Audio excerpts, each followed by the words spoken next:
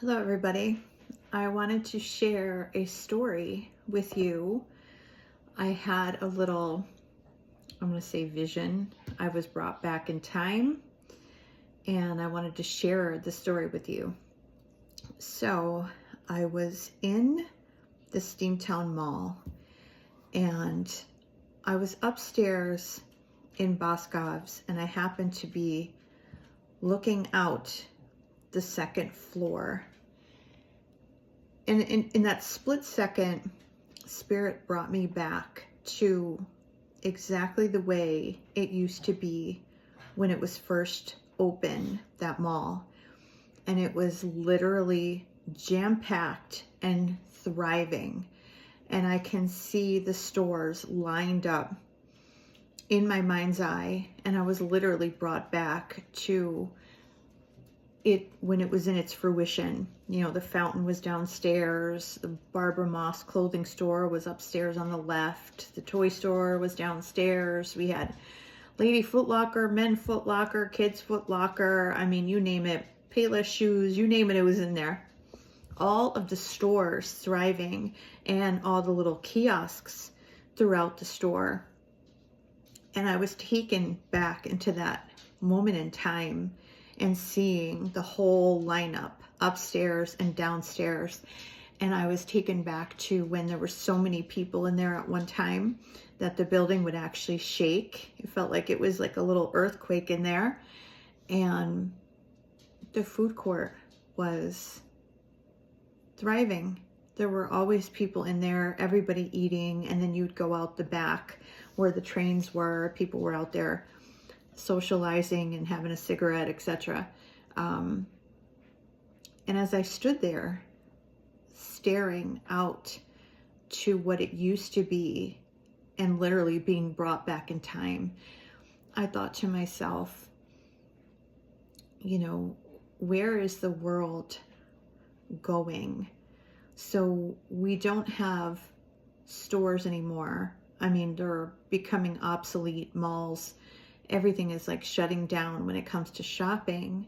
And you think, in my childhood, this is what we used to do. You know, we would, on Sunday, we would go, some of us, to church. Our family would take us to church, and then we'd go to the mall. We'd be romping around the mall and then go for lunch. And it was just part of like my childhood growing up. And then I wound up working in retail management my whole life. And it was a thriving business at one time.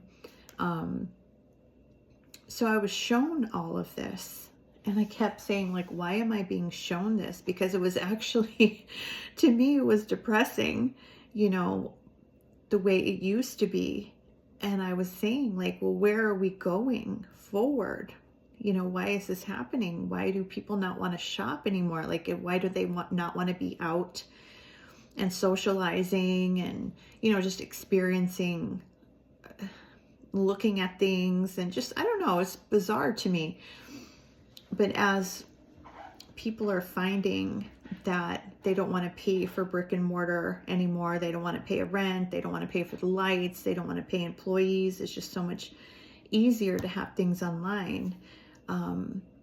You think about how many things have us just glued to our phone. We're not socializing. We're not walking around. There's no exercise. We're not out in the fresh air. You know, I mean, it's just very oppressive, in my opinion. And I was also shown, even another part of my childhood was Chuck E. Cheese.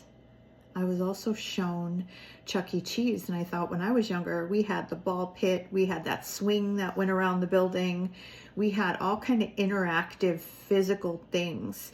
And one part of Chuck E. Cheese had that like little maze you would go in, and we'd all be crawling around the little maze, and then the terrifying Chuck E. Cheese figurines would come out, and they'd be singing and dancing, and everybody was afraid of them. But there was very little like games. And when you walk in Chuck E. Cheese now, they took down even that interactive thing that used to be on the ceiling that the kids could crawl in, and get some exercise that way. Like, they took that down. It is literally all machines, literally all machines. And when you think about it, like, we are energetic beings, and how this is affecting us. I mean, we didn't have phones. I was in the yard digging a hole with my brother and the kids of the neighborhood. We were out in the sun. We were getting the vitamin D, the fresh air. We were connecting with Mother Earth. We were using our imagination. We had to communicate with each other. You know, we got that excitement and fulfillment of like digging and playing and doing things, and also connecting with others, riding bikes in the neighborhood and just not wanting to come home, because for what? You're out in the neighborhood wreaking havoc in the sunshine, you know? And I think to myself, like, all these generations, they just have the phone and the tablet, and there's less and less and less of people wanting to socialize and go out. No malls. What happened to Chuck E. Cheese? Where are we headed? I can't even fathom.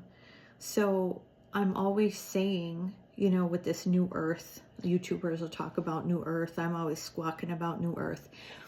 Part of it, I feel, is we are trying to reconnect, and we are remembering who we were from the past, our past lifetimes. So not only did Spirit show me my literal past when I was a child, but they also have connected me with my lifetimes prior to being on this earth.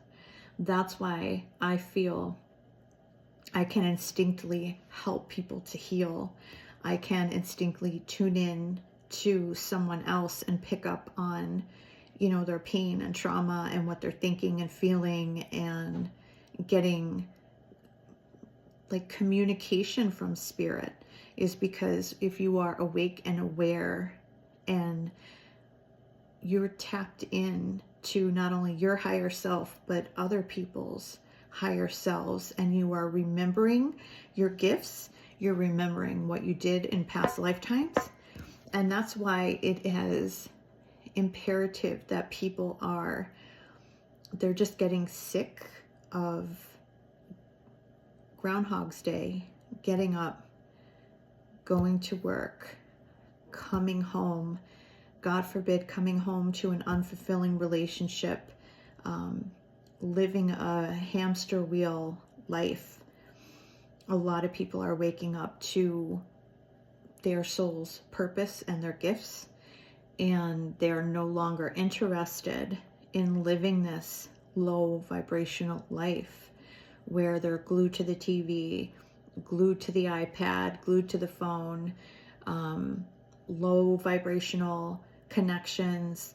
You know, when you're awake and aware, you're very mindful. You don't want anything negative infiltrating your being, and that includes what you're watching on TV. It includes the people that are in your life. It includes anyone that literally goes to touch your physical body.